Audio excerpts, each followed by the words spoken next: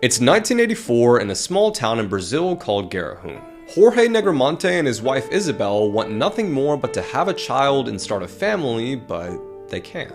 A few years pass by, and after countless attempts at having a child and not succeeding, Jorge decides to take matters into his own hands. He then meets a young girl, Bruna Oliveira, who he describes as a captivatingly beautiful brunette. However, she's just a teenager. Jorge's 34 and she is 16. It's almost more conceivable that she would be the daughter that he never had, but regardless, she becomes Jorge's mistress. Bruna eventually moves in with the couple, starts living in their home, and Isabel seemingly doesn't mind. And as Bruna's been living with them for some time, she begins to realize that Jorge is a completely different guy when he's not taking his medication. She begins telling him about her interest in Satanism, and eventually reveals to him that she herself is a witch. Together they start learning about black magic, Wicca, and the occult, and together form their own secret sect or branch of Satanism. Meanwhile, Jorge still has a deep desire to have children and begins growing envious of his neighbors, whom he thinks in his mind do not deserve kids because they'll grow up to be nothing more than low-life criminals who serve no purpose other than polluting the world. This deep-rooted jealousy, combined with their interest in black magic, causes Jorge, Isabel, and Bruna to conjure up a plan for revenge. They find it imperative, almost necessary, that they kill the women of the world that God would deem as worthless trash. The only problem, however, is that this sin violates the 7th commandment, thou shalt not kill. They consider this briefly, but eventually come to the conclusion the only way God will forgive me for this is if I purify myself. And how do they purify themselves?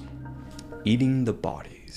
Maybe not the solution that I would have went with, but in 2011, Bruna and Isabel go out into town to look for female victims. While on their hunt, they stumble across a 17-year-old teenage mom named Jessica. She's just had a newborn baby, but she's broke, desperate, and hungry.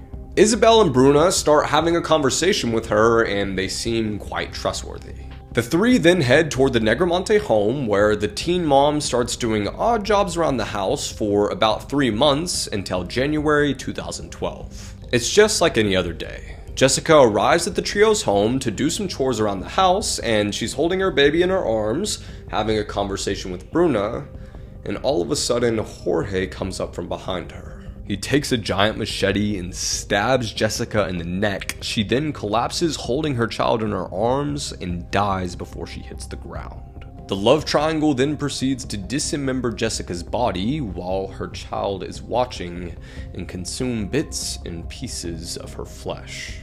A month later, 21-year-old Gazelle de Silva is lured to the home and experiences a similar fate. Bruna and Isabel invite her over to talk about their devotion to God, but things don't exactly work out that way.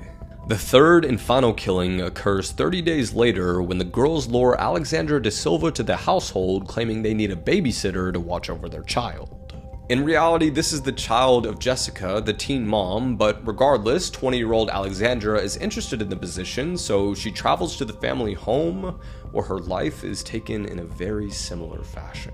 They proceed to take all of her possessions, including her credit cards, and that's when Bruna makes a crucial mistake. She uses the credit card at a nearby store, yes, the credit card of a missing woman. Police track her down, find her, and take her into questioning. When she's arrested, not only does she admit to killing the babysitter they tried to hire, Alexandra, but also Gazelle, the woman they found off the street, and the first victim, Jessica.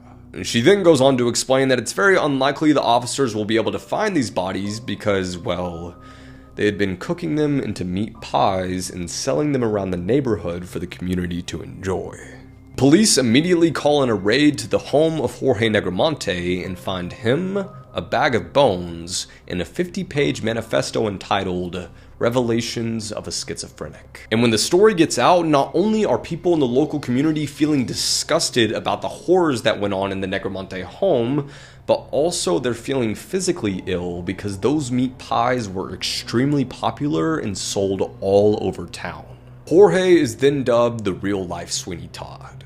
2 years later, in 2014, the trial begins, and while people find the heinous details of the case to be quite disturbing, they are left feeling even more uncomfortable by the behavior of the defendants. Jorge and Bruna are often seen smiling in court, growing more and more affectionate with one another with each gruesome detail. They seem happy, almost euphoric, when the court starts talking about the trio turning people into pies, but this attitude quickly changes when the verdict is released. Jorge Negromonte is convicted on 2 counts of murder, concealment, and vilification of a corpse and is given 71 years in prison. Isabel is given a slightly less severe sentence